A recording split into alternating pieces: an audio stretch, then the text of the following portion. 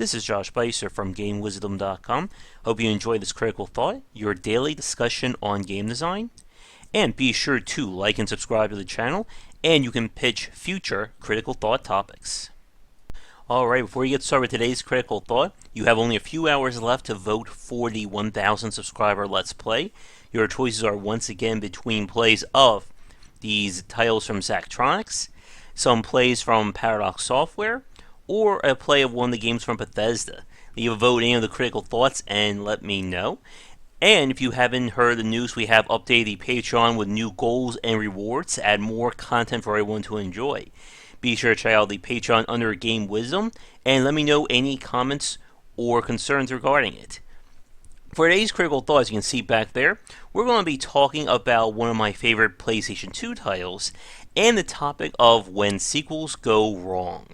In earlier Critical Thought, we talked about the importance of sequels when it comes to game development. This is a chance for developers to iterate on designs and add in mechanics or systems that will have proven to be too unwieldy if they were trying to develop everything at once. And the importance of sequels cannot be understated, especially when we look at some long-running franchises and how many of the best games to be released have been sequels. Very rarely will a developer get everything perfectly on their first attempt, with exception to the indie market, but that's going to be for another time. Now, my example over here, the Mark of Kri, this was a PlayStation 2 title, as you can see. It combined Disney-style graphics and that kind of animation with brutal killing, dismemberment, and monsters. And the game did really well, combined action and stealth. It had a very great story. Again, the animation was amazing for its time. And of course, it warranted a sequel, which we got here with The Rise of the Kasai, adding in Raoul's sister down there. And this was supposed to be, the start of this massive franchise. And again, this came out during the early PlayStation 2 era, when there still really wasn't a mascot or a shining example of a PlayStation 2 game. We of course had stuff like Jak and Daxter and Ratchet and Clank, but in terms of Sony's standout character, there really wasn't anything at the time. And as a really good aside, the manual for Rise of Kasai came with a preview of God of War, a game I'm sure it didn't really do well, right? I mean, no one wants to play that. But Rise of the Kasai, unfortunately, is the example for today. Wow, I've lost the ability to talk again. Of what happens when a sequel goes too far off the rails. And I was rereading the manual before I decided to record this video, and I'm kind of still, my mind is reeling from the decision they made. With the original Mark of Kri, like I said, it's a combination of stealth and action. You had very big levels, and the player had to decide when to go into combat and when to use stealth. You were a pretty big character as Raoul, and with the combo system, you could just kick a lot of ass quickly. The problem, of course, is the fact that you really can't fight too many heavily armed guys, and it was more about, again, using your environment to thin out their numbers before going in for the kill. And combining the brutal animations and the sweeping story helped make Mark of Kri a big success. And as you can see, we have our epic hero there. So what happened with The Rise of the Kasai?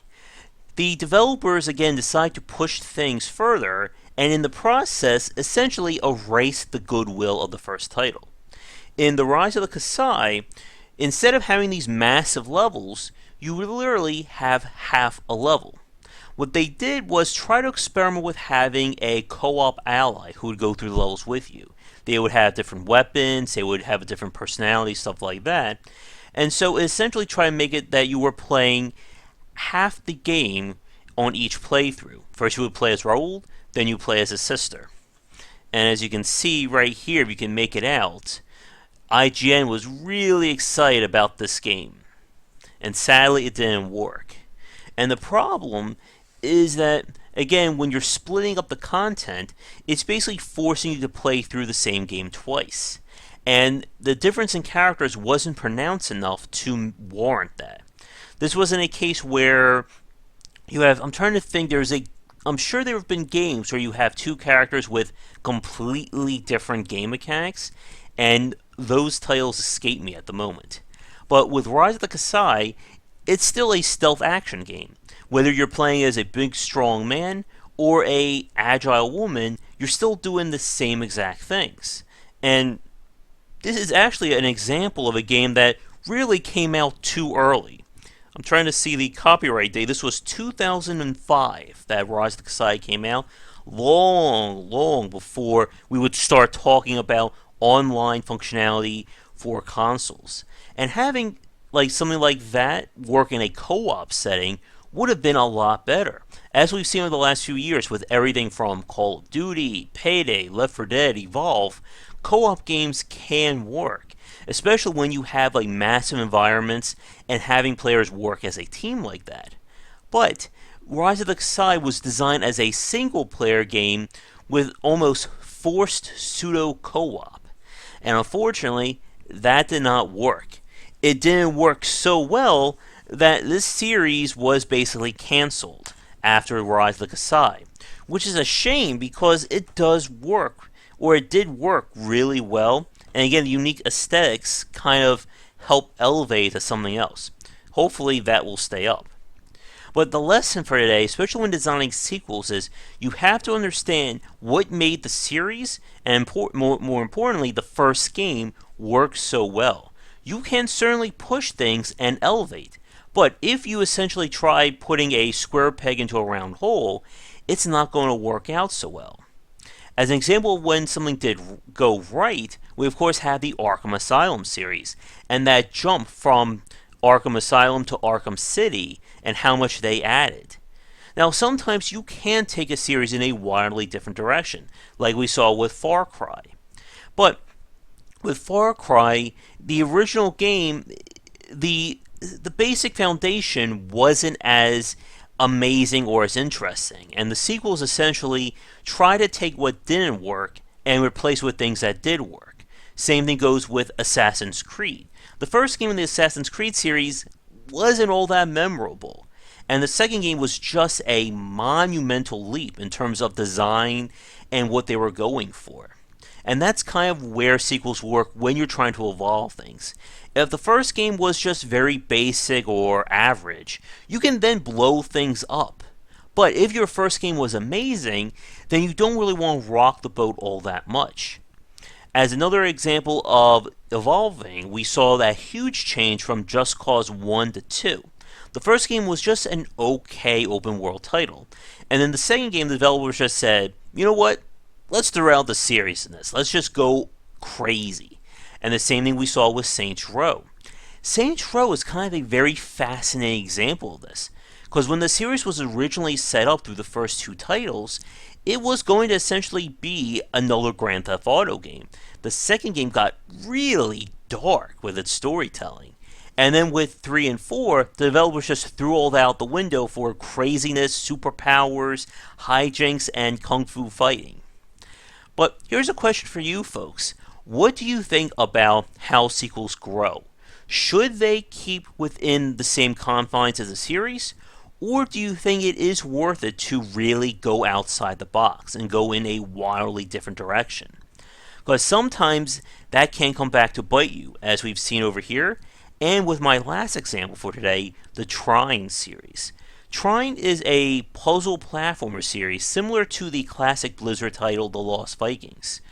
And the first two games combine these kinds of puzzle and platforming sections with a very beautiful aesthetic. Everyone was in 3D, but still kept to a two-dimensional plane. What happened was with the third game, the developers decided to try and go big. They replaced the 2D with a full 3D engine, completely new puzzle solving.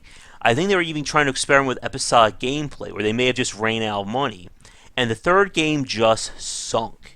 It sunk so badly that developers had to make an apology on their Steam forums and try to explain and fix things going forward. But this was a case where the developers tried to go big, and at the same time they alienated what made the first game work. And that would be an example when things go too far. With something like the Mark of Kri and Rise of the Kasai, the gameplay was still the same. They just gambled on something untested and something that wasn't really what people were expecting. But when you have a sequel, they still have to be kept somewhere within the realm of the franchise. Because if they're not, then you just have a completely different game. For instance, you're not going to see a Mario game that's all about driving around in the streets and getting into gang fights.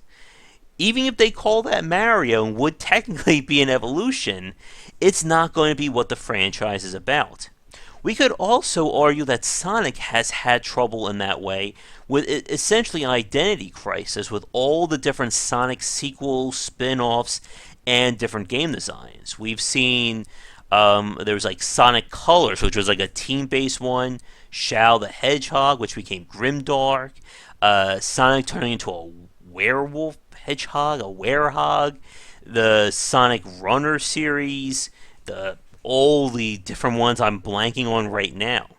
But the lesson for today, and to sum up today's critical thought, when it comes to sequels, you have to still base things on the foundation of the series. If you're going to make something completely new, then you need to have a new franchise. And making a successful sequel is that balance between the new and the old. No one wants to play the exact same game that the first one was, but at the same time, they still want to latch on to what made the first game or subsequent games in the series before it work as well. And for those of you watching this, I guess one final question. Besides the games that we've talked about, are there any other examples of sequels that kind of just crashed and burned on the franchise? I know there have been debates about the Prince of Persia series and how it kind of had its ups and downs, with the last game going in a somewhat different direction. It's actually the only one of the franchise I didn't play. But for anything else, be sure to let me know in the comments below. As always, thank you so much for watching today's Critical Thought. Be sure to like and subscribe if you've been enjoying the content, and check back daily for more great content here and on GameWisdom.com, where we examine the art and science of games. Once again, I'm Josh Bycer from Game Wisdom. Have a great night, and I will talk to you all tomorrow. Thank you so much for watching this video. If you enjoyed it, be sure to like and subscribe to the channel, and of course share with your friends. It always helps out.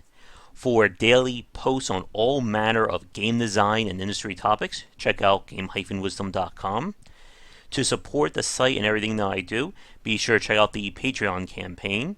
If we can hit goals, it will mean more content for everyone to enjoy, and I'll be able to support myself and my household. If you want to follow me, you can find me on Twitter at GWBycer for updates throughout the day and random thoughts from me. And lastly, you can find me on Twitch right over there at GWBycer for daily streams most nights around 10 Eastern. Thanks again for watching the video, and be sure to check out more great content coming to the Game Wisdom channel real soon.